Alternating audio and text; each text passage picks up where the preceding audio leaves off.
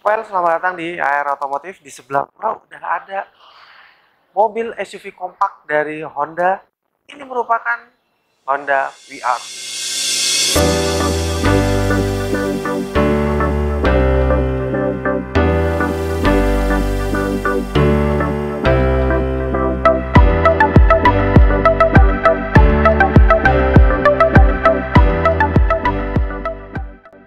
Oke, ini merupakan Honda VR-V generasi kedua. Karena sebetulnya mobil ini sudah dikeluarkan dari 2017 oleh Honda. Namun baru masuk Indonesia di tahun 2022 lalu dan pada saat itu diperkenalkan di pameran Gias. Nah, secara desain sebetulnya semua mobil Honda itu bentuknya nggak beda-beda jauh lah ya. Yang paling menciri khas Honda itu adalah atas grillnya ini, panel chrome ini, hampir semua mobil Honda ada ininya.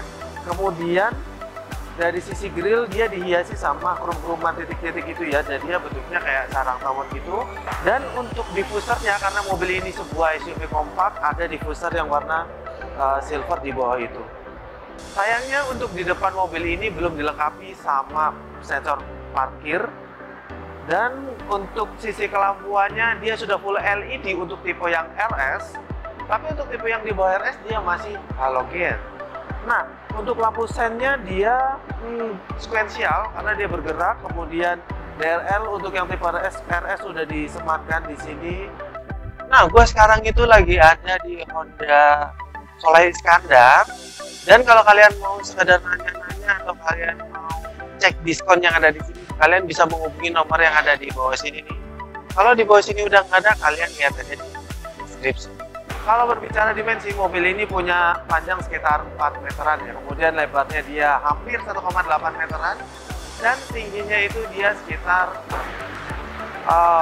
1,6 meteran. Mesin dari mobil ini sama sebetulnya seperti yang dipergunakan di Honda BR-V. Karena memang mobil ini punya platform yang sama seperti Honda BR-V.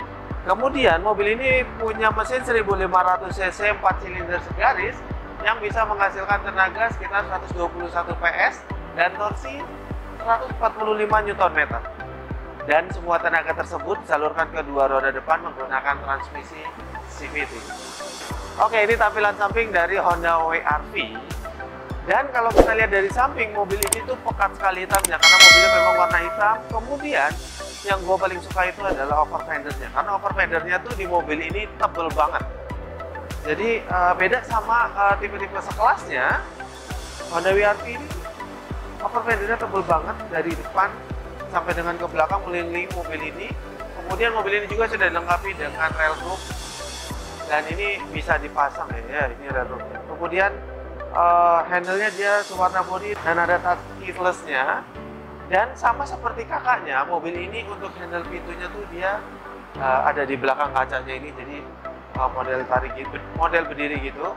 Kemudian spionnya juga dia sudah ada lampu sen di sini dan ada kamera di sini. Tapi kameranya cuma sebelah kiri ya, karena dia untuk melihat pada saat kita nge-sen ke kiri menampilkan tampilan di kamera kiri. Kemudian mobil ini ground clearance-nya sekitar 220 mm.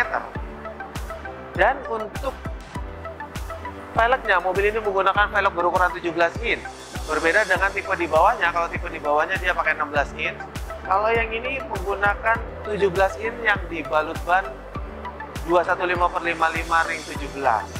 Nah, untuk velgnya dia berwarna two-tone. Dan untuk sistem pengeremannya, mobil ini menggunakan rem disc di depannya, tapi yang di belakang dia masih rem.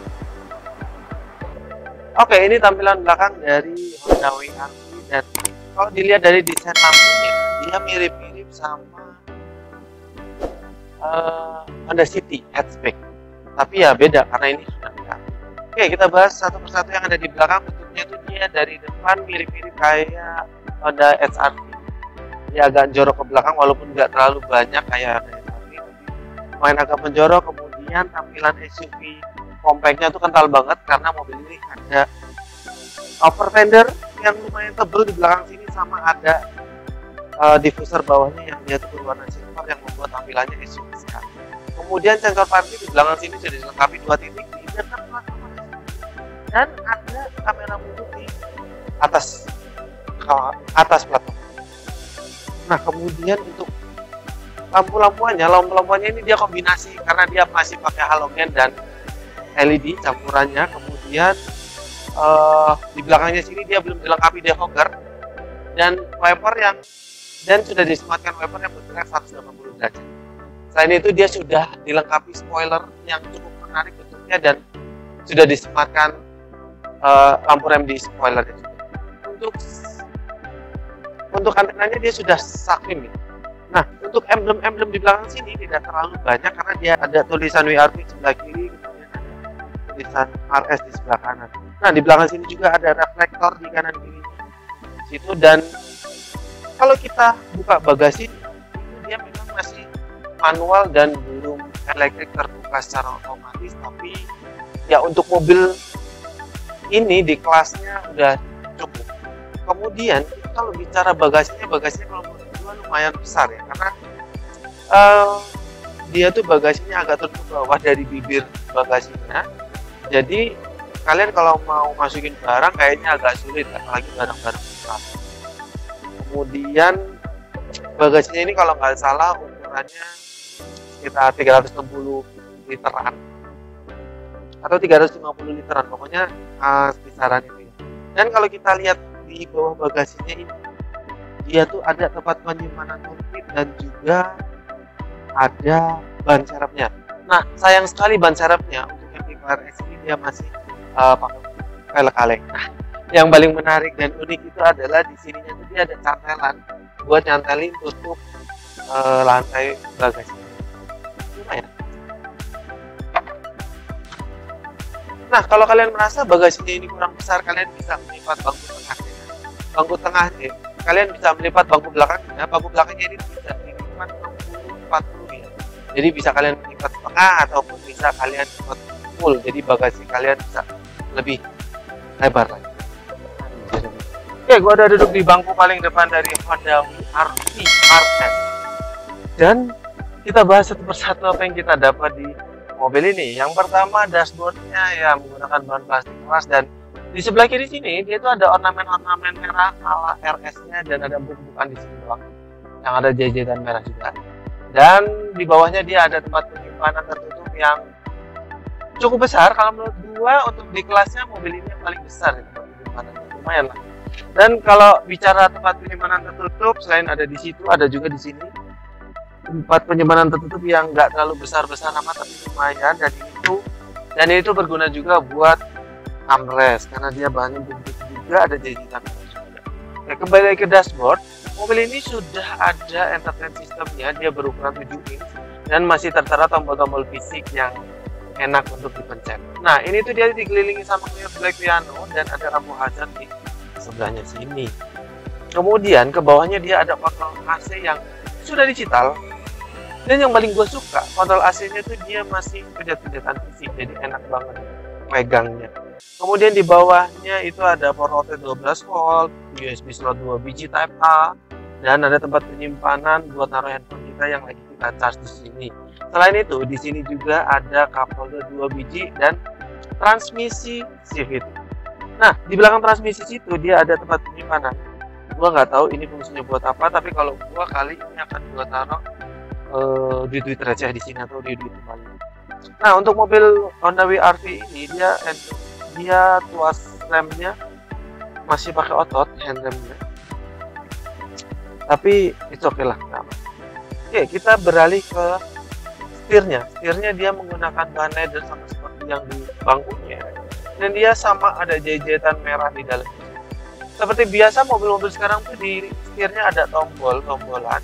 Yang sebelah kiri buat entertainment system, sebelah kanan buat adaptive control dan MID-nya. Karena mobil ini tipe RS, dia sudah disematkan Honda Sentry. Nah, untuk setirnya ini dia bisa di tilt, tapi belum teleskopik. Dan kalau kita berbicara instrumen clusternya dia masih pakai jarum-jarum gitu. Kanan kiri ya untuk tachometer sama buat speedometernya, dan tengah-tengahnya tuh dia ada MID. Cukup lengkap, dia layar TFT 4,2 inch kalau nggak salah. Nah, kalau kita berbicara sebelah kanan setir, dia ada start stop engine bottom, stability control, sama tombol-tombolan kosong. Kemudian di pilar A-nya sini dia ada tweeternya, kemudian door panelnya menggunakan bahan plastik keras, dan ada clear black piano nih di sini, menambah tampilannya jadi lebih elegan. Kemudian yang kena tangan kita ini dia bahannya empuk-empukan gitu dan sama seperti bahan bangkunya. Kemudian dia udah ada 4 titik power window yang otomatis hanya dikunci aja, dan kerennya tuh otomatisnya dia naik dan turun. Nah, kemudian mobil ini juga tidak lupa dilengkapi sama door lock, windows lock, dan juga ada electric mirror yang sudah otomatis retract. Kemudian di bawahnya dia ada bottle holder sama tempat penyimpanan nggak terlalu besar, tapi kalau menurut gua ini dia bisa naruh botol holder 2 biji. Nah, di posisi berkendaranya tadi setirnya dia bisa di setel tilt, dan bangkunya ini dia bisa di setel dengan lengkap karena dia ada reclining, maju mundur, dan high adjusternya. Walaupun semua masih manual, tapi itu bisa membantu membuat posisi berkendara kita lebih ergonomis. Nah, kemudian di spion tengah dia ada dynamic mirror-nya walaupun masih manual, lampu baca yang masih halogen, kemudian sun visor yang keduanya ada kaca. Oke, gue duduk di bangku paling belakang dari Honda VR-V ya, karena ini sebuah compact SUV, jadi memang bangkunya cuma 2. Dan duduk di belakang sini so far menurut gua paha gua tersanggah dengan baik ya. Walaupun ini tipis, tapi oke lah, kaki kita bisa maju ke depan supaya kita duduk bisa lebih nyaman.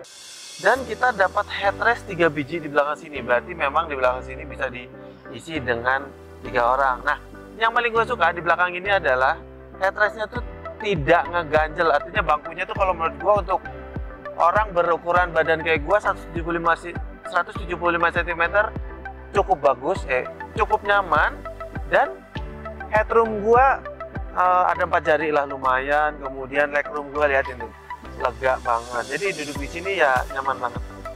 Nah, apa aja yang kita dapat di sini? Yang pertama itu kita dapat power outlet di sini 12 volt, dan udah. Kalau kita bicara ke door panelnya, ya door panelnya menggunakan bahan plastik keras, dan handle-nya ini dia berwarna hitam.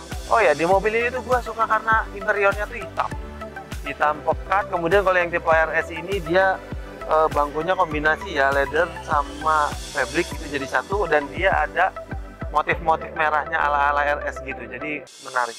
Nah, kemudian di yang kena tangan kita di armrestnya sini ya plastik keras juga sih, cuman ada bahan kain di sini yang ada merah-merahnya gitu.